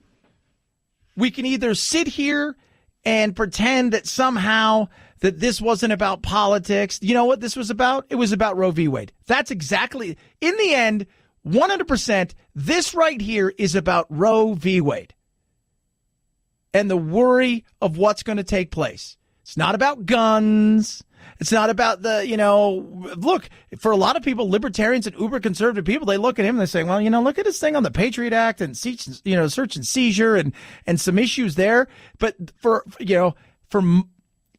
hence the reason when you look at all of the people that are protesting right now. This is about Roe v. Wade. That's it. That's the politics of what this is. He's a monster, he hates women, and he's going to take away your choice. That is it. Trump said when he has a chance to appoint to the court, who's he going to find? Judges that are pro-life. Now, he has said that he doesn't want to go back and they shouldn't adjudicate that, but it doesn't mean that it can't be challenged by states, maybe not on the federal level, but state by state. Very interesting. But don't tell me this is what it is, or it's about this, or it's about sexual assault. I'm sure that plays in for some people, but a lot of it is just about choice. That's it. I get it. I understand. The way that look, I don't care that you fight against him. I got no problem with that. People ask me, Chad, are you pro-choice or pro-life? I, myself, personally, I'm about life. I would never take away anybody's choice. Zero zilch not. I would never do that. That's between you and your maker and your conscience. You do it. There you go. Live your life. I don't want to pay for it. There you go. What about marriage? Marriage equality? Government should get out of marriage. I think we can all agree on that. Get out of marriage. But this right here was about that. The perfect storm hit, and this is what it is. And the fight is going to go on and on and on. And it's only going to become more partisan and only more tribal until us, the people in the middle, the 70% of us, think about how many independents are really out there. Most of you out there, you're pretty independent. You're okay with marriage equality, right? You're okay with pro-choice or pro-life because you don't think much about it. You're moving on with yourself. You don't want to take away anybody's choice, but you don't want to know about it. You want to talk about it. And a lot of people, that is for a lot of people, this is the only thing they care about. As long as they have choice, they don't care if the world goes to hell in a handbasket. They don't care about 90% of that stuff. These people are keyed in on a singular thing. And there's people out there on the Second Amendment side. That's what they care about. I've always said the fight is the exact same. It's just a different subject. It's control. But let's be real for just a second. This is what it is. 323-538-2423 at Chad Benson Show is your Twitter. You can tweet at us. Love hearing from you. So a movie's coming out. There's a couple of movies out. Star is Born. I think this is like the 28th adaptation of this movie. Anthony and I were trying to, so there was one in 37, and I couldn't find, he was right. There was one, I guess, with Judy Garland. And then there was another one, obviously, with Chris Christopherson and Barbara Streisand. And then you got Lady Gaga and Bradley Cooper one coming out today. And the fight is on. It's like, how good is this movie? People say Bradley Cooper's the best movie he's ever done. He sings in it. You're going to be amazed to hear it. And it's kind of keeps pretty much straight down the line. And this is Lady Gaga's first movie role she's done. I think she did American Horror Story. She's done some other stuff. But it was her first big acting role in a movie. And everybody says she's great. Her voice is amazing. Then a movie's coming out today that I'm interested in. Jack and I are going to go see it tomorrow. It's called Venom. What the hell are you? We are Venom. We all have our own problems, our own issues, our own... You have no idea how much you're scaring me right now. Eddie, cooperate. And you just might survive. Guys, you do not want to do this, trust me. So, Tom Hardy's in this movie, and it's very interesting because a lot of people think this is a shot at Silicon Valley because you've got the ABC Corporation, right? You know, the Alphabet Corporation. You've got the Googles. You've got the Elon Musk, and a lot of people think this is really Elon Musk. These people who are trying to change the world, and these multi-billionaire who are looking at space, looking how we can merge bodies together and willing to maybe do things that are unscrupulous in doing some of these things. And a lot of people say this movie right here is Elon Musk is the villain because you got this young upstart tech guy who is, for all intents and purposes, building and trying to create something. And with this stuff he finds in space through space travel, lo and behold, this is what it is. And it's Venom. And Tom Hardy gets infected with this stuff and away it goes. And, you know, the craziness and the power of him being able to shapeshift. And I find it to be rather interesting because I'm like, yeah, Because there is that worry, right, that you look at the Facebooks and the Silicon Valleys of the world and the Alphabet Corporation, the Googles and all of these people, and the control, the amount of money, the things they're doing that we don't know they're doing.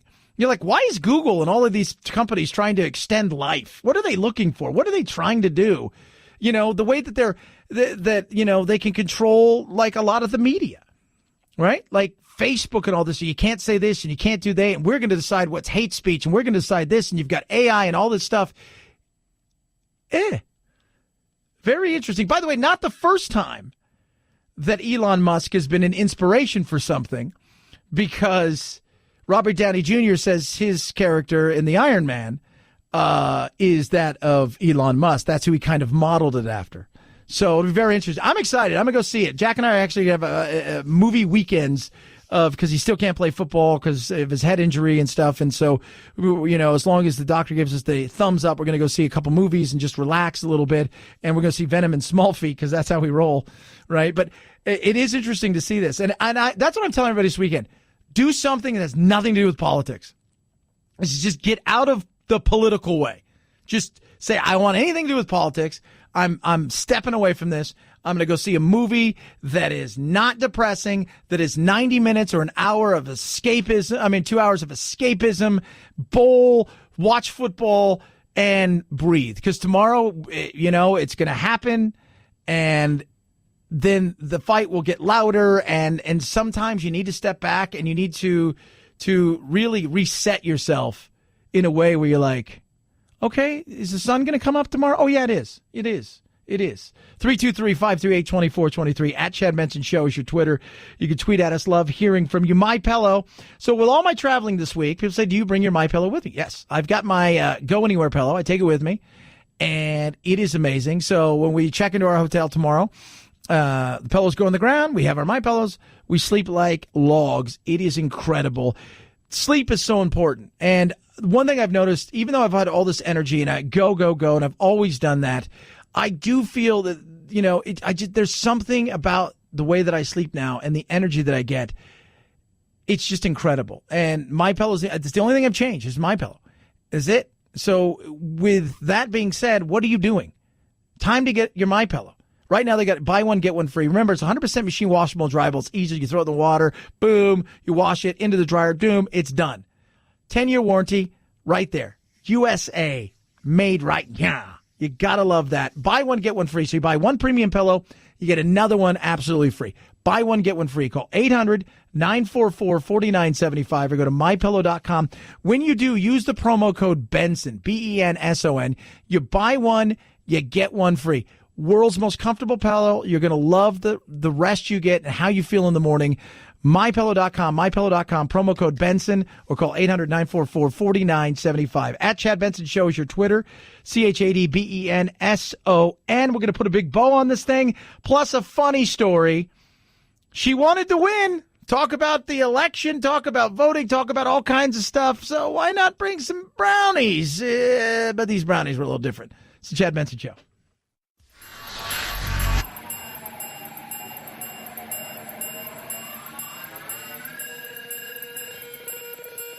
Set Chad straight. Text the show, 323-538-2423. That's 323-538-CHAD. Someone has to do it. Might as well be you. The Chad Benson Show. People who feel that there is no fairness in our system of government, particularly within our courts, we've gone down a path that is not good and right for this country. That's Lisa Murkowski. She is the Republican senator who is voting no on Kavanaugh, which is, of course, people are like, but there's a reason for this. I mean, the reality is she was going to probably be a no. But last night, from what I understand, Mitch has talked to both her and has talked also, and he is a wizard at times. I mean, for all of the stuff that we make fun of Mitch, oh, sure, it's not fun, you make fun of me. he kind of works the system as best he can. And right now you have to have that because there's such a thin margin. And Collins and Murkowski are in a very precarious situation of what to do, what not to do, what to do, what not to do because of where they are. In states that are purple, in states that you've got to be careful. And the pressure has been on them. And so Mitch knew that, hey, we've got to get through the cloture so we can actually stop the debate about it and take it to a final vote. So let's do that. And one of you will have to say yes to get to that point. And we know that with Manchin, even though he's a Democrat, he's also in a precarious situation because he's got to walk a fine line of being a very red state, and he's a blue Democrat. He's a blue guy, if you will. A red guy, blue guy. Red person, blue person. He's in a red state, but he's on the blue team. So he walks that fine line. And so, look, it was always going to be close. Chances of Pence being the decider. Pence must be very excited. I'm very excited. I mean, there's something to do. It's going to be very exciting. Who's with me? But nobody won here. I think in the end, this has been ugly and nobody is a winner. And I think the way that we have handled this, both sides, has been at times just awful. And it's not been good. It's not been good. This is something this is something you use as don't do this, kids. Let's not handle things this way.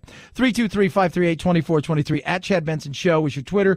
You can tweet at us. High school. Oh, high school. This feels very 1970s sitcom-y.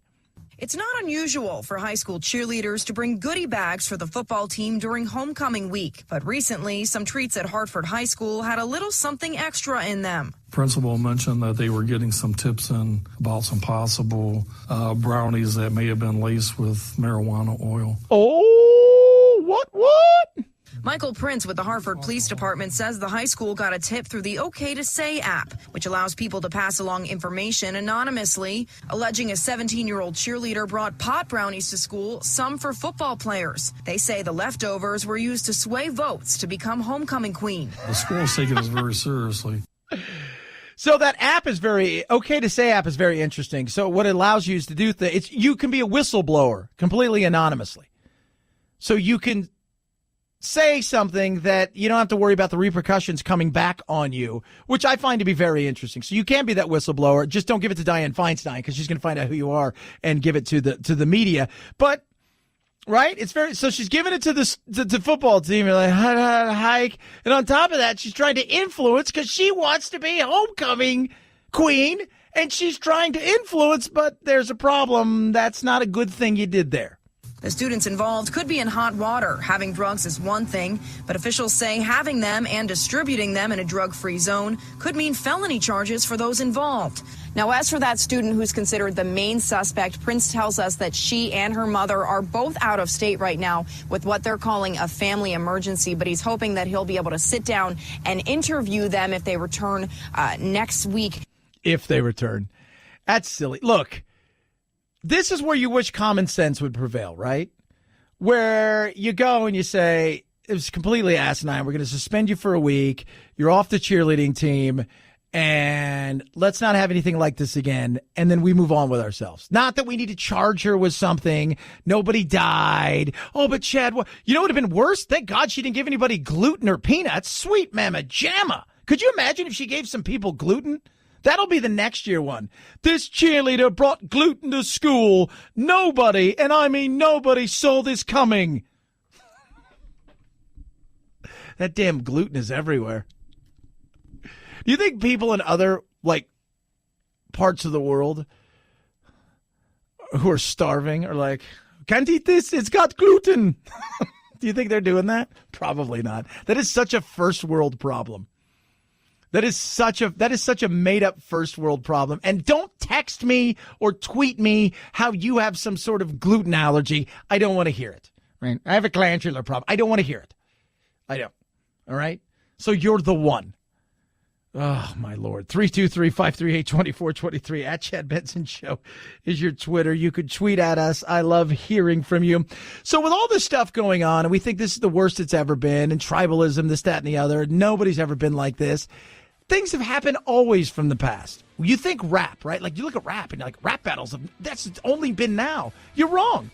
From the 5th century to the 16th century, they used to have a thing called flighting, where people would get together and they would insult each other in rhymes and poetry.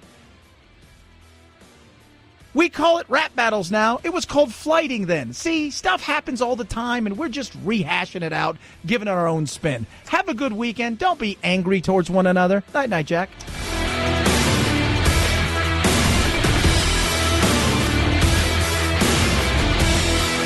This is the Chad Benson Show.